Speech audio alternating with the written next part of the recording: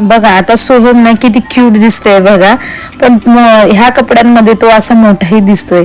तर hi everyone, सगळ्यांचं स्वागत आहे सुप्रिया शिंदे ब्लॉग मध्ये. आज मी सोहम मिळून चाललो आहे डी मार्ट मध्ये महिन्याचं काम करायला.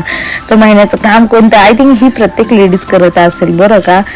एक तर आणायला जात असेल, नाही तर जाऊन आणत असेल. मी जाऊन आणणाऱ्यापैकी बरं का. आम्ही जात आहोत डी मार्ट मध्ये राशन खरेदी करण्याकरता.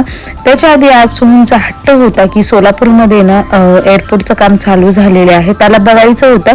पण आतमध्ये जायला काही परमिशन नव्हती, तर एअरपोर्ट त्याला दाखवलं आणि तिथून पुढंच डी मार्ट जवळ होतं. तर त्याच्या आधी मी म्हणलं चला थोडंसं रिफ्रेश होऊया, कारण भर दुपारी निघाली होती. थंडी असली तरी पण असं दुपारच्या वेळेला ना मला थकवा आल्यासारखं झालताच आणि ऍसिडिटी खूप झाली होती.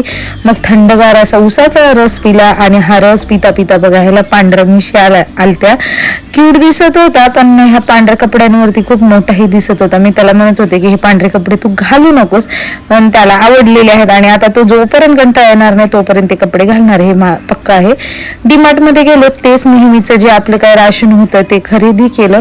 पण ह्यावेळेस असं झालं ना, दरवेळेस मी एक्साइटेड असणारी, ह्यावेळेस मला ना खरेदीच करावं वाटत नव्हती. आणि काय माहिती प्रत्येक वेळेस मला खूप असं एक्साइटमेंट असते, भले किराणा घ्यायचा असतो पण प्रत्येक गोष्ट मी घेत होते. पण ह्या वेळेस ना मला चिडचिड होत होतं. त्यानंतर ना घरी आले आणि नंतर ना हे सगळे बसले, पण मला टेन्शन आलं ह्या पिशव्या रिकाम्या करायचं. चला